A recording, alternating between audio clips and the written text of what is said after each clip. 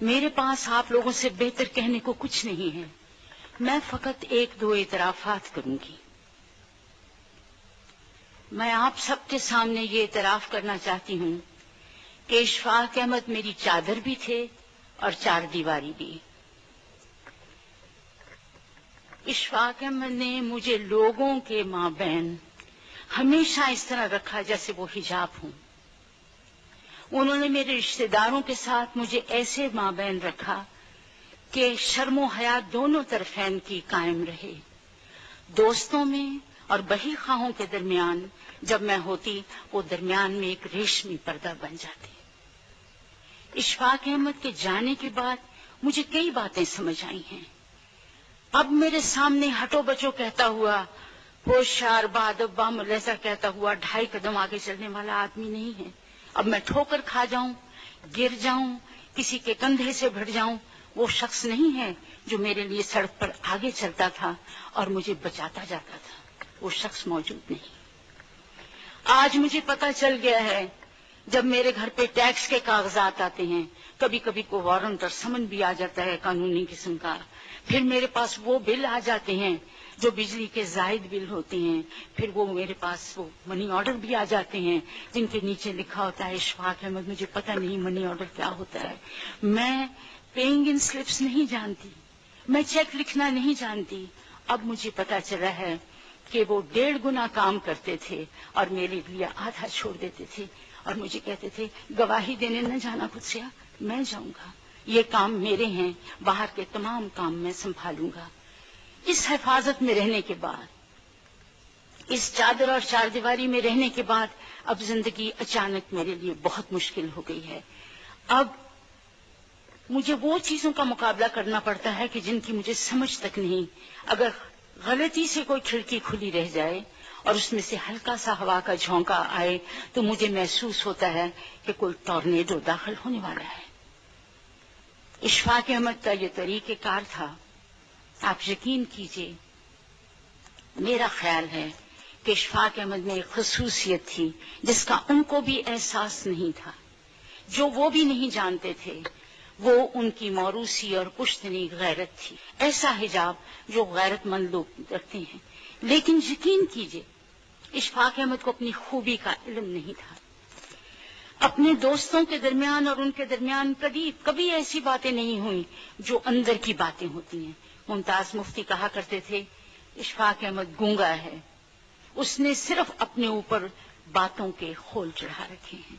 ان کی اصلی بات کو کوئی نہیں جانتا تھا اور یہ سب ان کے موروثی اور پشتنی خوبی کی وجہ سے تھی.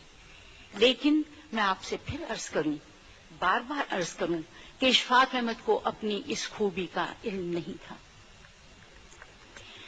ہر قوم میں اور ہر فرد میں ایک خوبی ایسی ہوتی ہے جس سے بہت سی اور خوبیاں پیدا ہو جاتی ہیں، جس سے بہت سی اور خرابیاں پیدا ہو جاتی ہیں، لیکن بنیادی طور پر خوبی ایک رہتی ہے. میں ایک معمولی سی مثال دوں گی، شاید آپ کو غلط ہی لگے. کبھی آپ نے سائیکل کا پہیہ دیکھا ہوگا، اس کے درمیان میں ایک ہب ہوتا ہے جس سے ساری اسپوکیں جڑی ہوئی ہوتی ہیں اور جس ہب کے زور پر وہ ساری اسپوکیں چلتی ہیں اور سائیکل کا پہیہ چلتا ہے. ایسے ہی فرد اور معاشرے میں ایک خوبی ایسی ہوتی ہے جس کی بنا پر وہ سارا معاشرہ اپنی خوبیوں کو، اپنی خرابیوں کو جانچ لیتا ہے. لیکن عجیب بات ہے، آپ لوگوں نے اپنے میں بھی آپ کا علم مجھ سے زیادہ، آپ کی بصیرت مجھ سے زیادہ، آپ کی اہمیت مجھ سے زیادہ.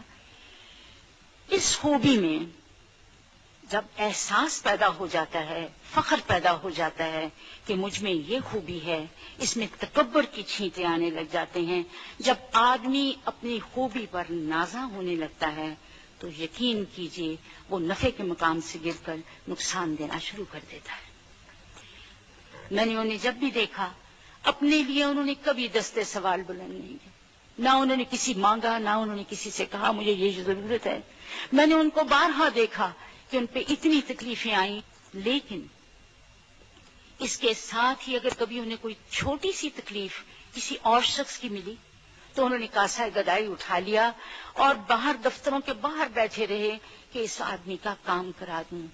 لوگوں کا بھرم قائم کرنے کے لیے، ان کی عزت نفس رکھنے کے لیے انہوں نے سفارشیں کی، لوگوں کے گھر گئے، مانگا، بھیک مانگی، لیکن اپنے لیے انہوں نے دستے سوال کبھی بلند نہیں کیا۔ اگر آپ لوگوں نے غلطی سے کبھی سفر در سفر پڑھی ہو یا کبھی تلقین شاہ سنا ہو تو آپ جان جائیں گے کہ انہوں نے ہمیشہ اپنے آپ کو تختہ مشق بنایا، اپنے آپ کو مزاح کے مقام پر رکھا، اپنے آپ میں وہ برائیاں شامل کیں، لیکن کسی اور شخص کو اسکیپ گوٹ نہیں کیا، کسی اور آدمی کے کمر میں مکہ مار کر نہیں کیا تیری وجہ سے میری زندگی یوں ہوئی۔ بتائیے ایسے انسان کو کیا اپنی خوبی پر کبھی ہو سکتا تھا؟ لیکن میں جانتی ہوں وہ بے حد غیرت مند آدمی تھا، اور اس میں ایک ہی خوبی تھی، وہ غیرت تھی، جو اس کا ماروثی اور کشتنے کا سبب تھا۔ یاد رکھیے ایسے لوگ گلی گلی کہاں، ایسے لوگ ہر عہد میں اور ہر پود کی قسمت میں کہاں، اور مجھ جیسی بھاگوان عورت بھی کہاں جس کی چادر اور چار دیواری اس کا شوہر۔ اللہ آپ کو آسانیاں عطا فرمائے اور آسانیاں تقسیم کرنے کا شرف عطا فرمائے۔